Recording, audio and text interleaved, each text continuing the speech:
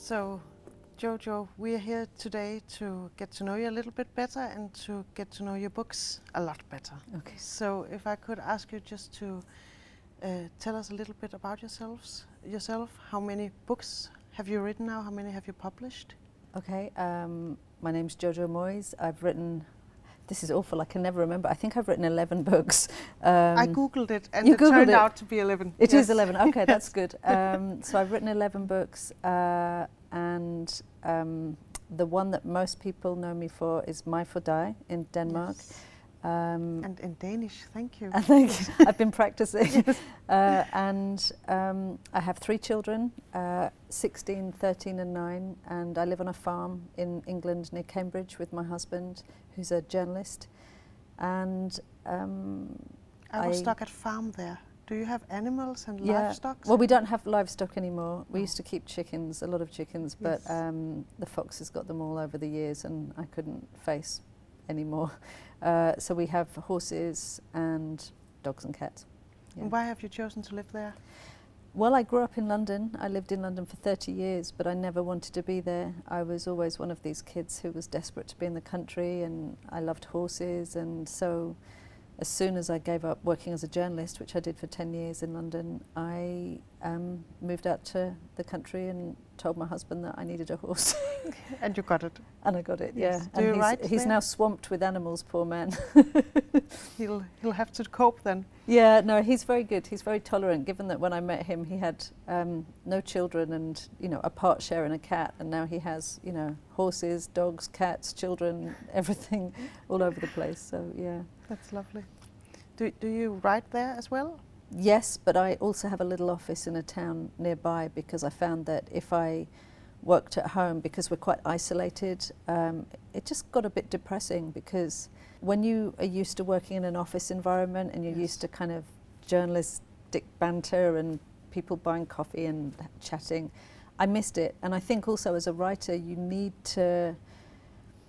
human contact. You need to know what's going on in people's lives, which is my elegant way of saying you need to be able to be really nosy. Yes. And eavesdrop on people. But do you use things you pick up along the way in your books? Yes, not directly. No. I would never want to kind of take someone's secret and use it, but I think you can take elements of something. So for example, in my book, The Last Letter from Your Lover, the Yes. reason that book came about was because I was sitting in a bar listening to a group of women trying to decipher a text message, and it just got me thinking about the fact that people didn't write love letters anymore. No. And that the new forms of communication perhaps didn't help communication because the women didn't know where they stood. No.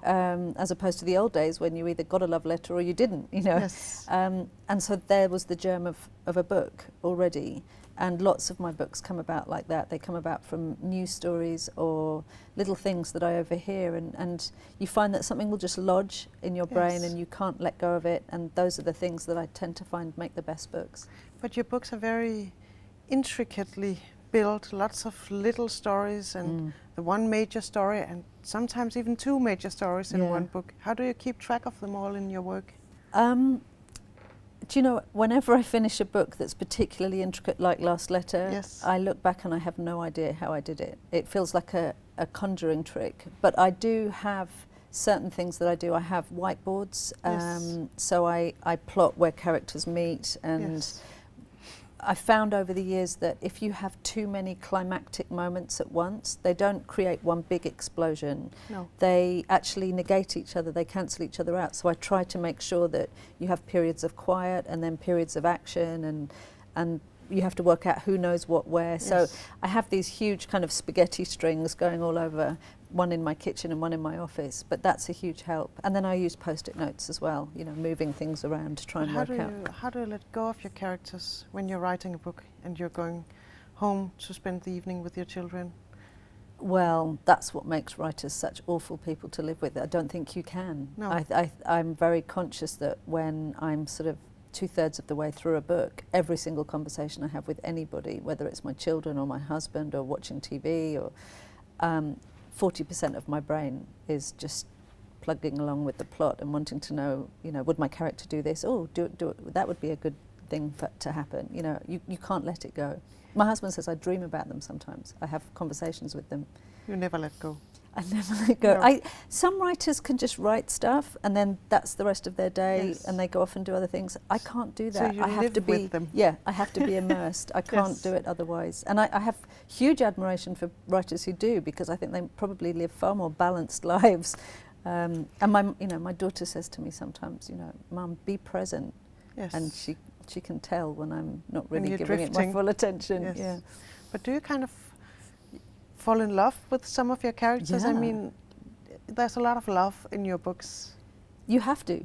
I think Yes. if you don't fall in love with your characters, both male and female, they don't become lovable or interesting on the page. Even the bad characters I slightly fall in love with, because even if someone does what they think is or does something that they might or might not think is a bad thing, as long as it's compelling, you will want to know why that character did them, or you'll want to stay with them. Yes. If you read Lolita, for example, Yes. Humbert is an appalling character, but you're absolutely compelled by him. You can't Yes. leave the page. No. So yeah, but no, I do fall in love with the men. I do generally fall in love with the men, but my husband thinks it's a pretty safe form of infidelity. It is, but they're pretty sharply cut, you could say.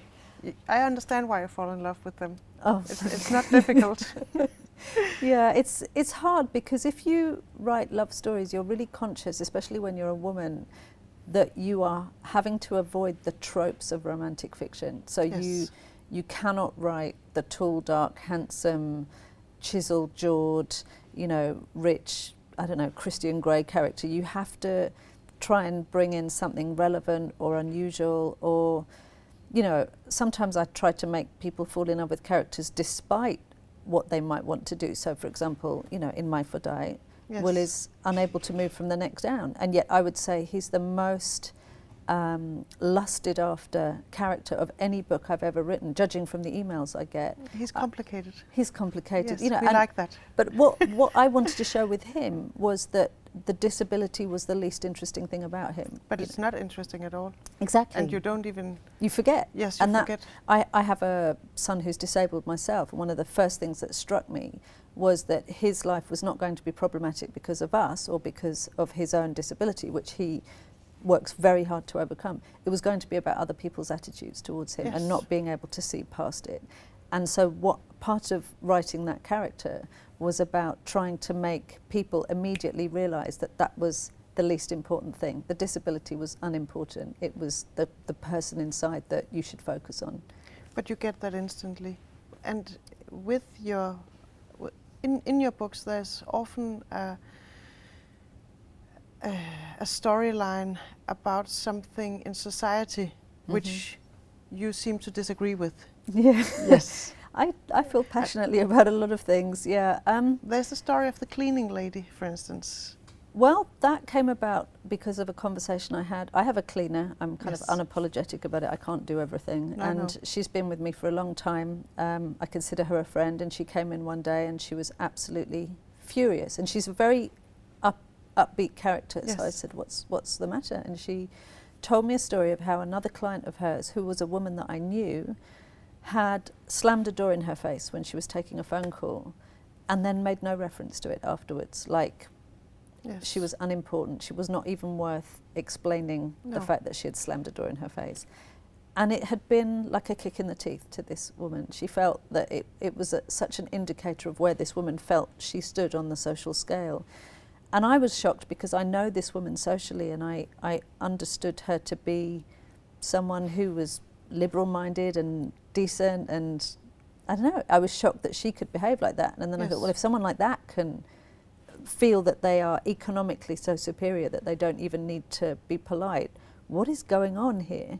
And I had been concerned for some time about the widening gap, the social inequality in my country. I think it's less bad here, possibly. It's less here, yes. But it's becoming extreme where I live, and I don't think it's good for society. And No. so, without wanting to write a kind of political book, I thought that that was a useful underpinning for what is essentially quite a light-hearted story. Yes.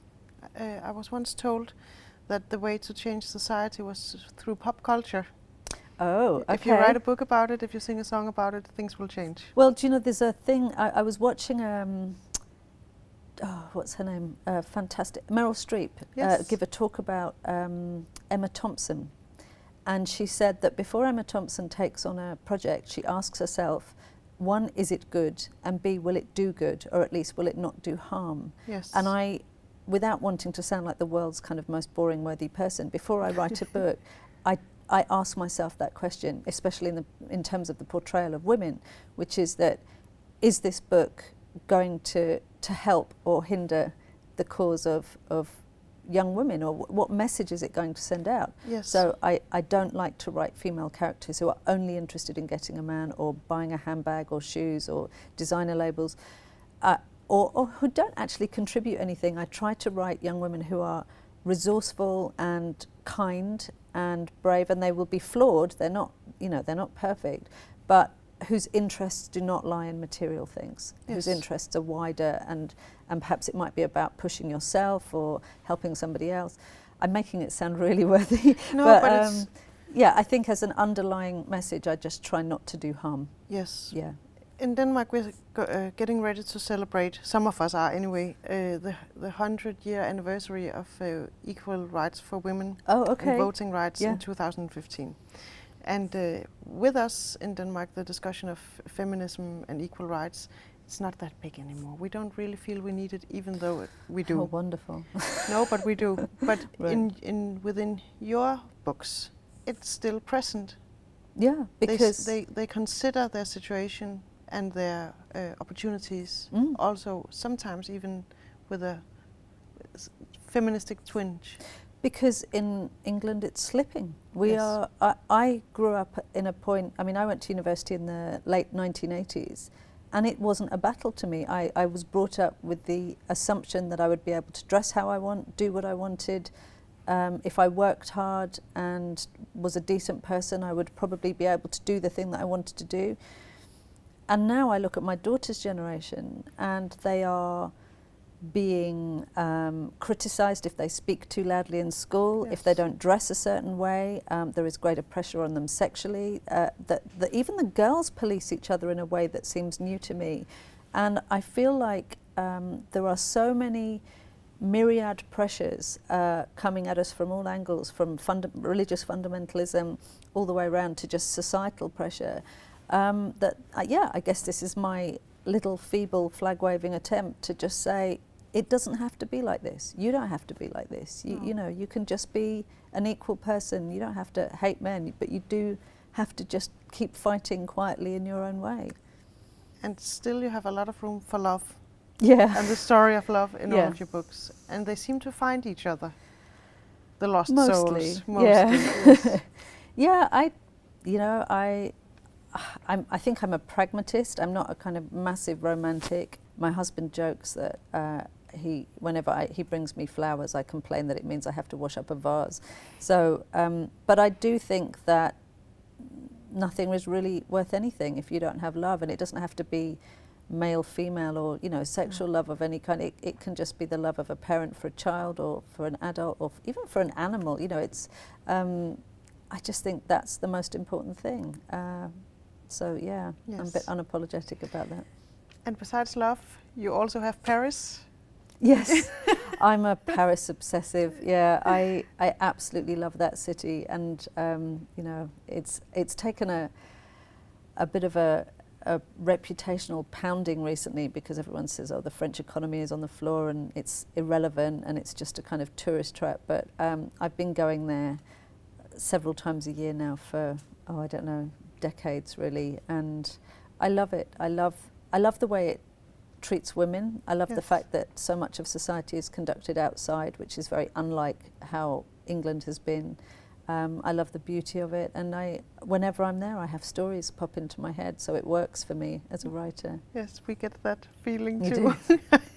I think Paris is somehow present in most of your books, isn't it? Well, do you know, I did a little tally recently, and I realised it just keeps sneaking in there. And in fact, there's another one that I've just done for a literacy charity in England called Paris for One. So I'm afraid there's another one too, there's a lot of Paris, which you'll probably get eventually. Yeah. But Paris is always a good idea. Someone once said. Oh, is it? Okay, Yes, yeah, I'll go with yes. that.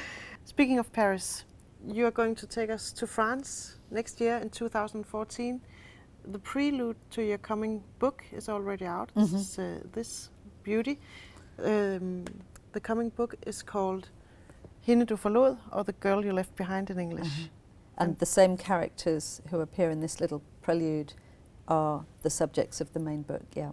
And we can't wait. Thank you so much. Thank you.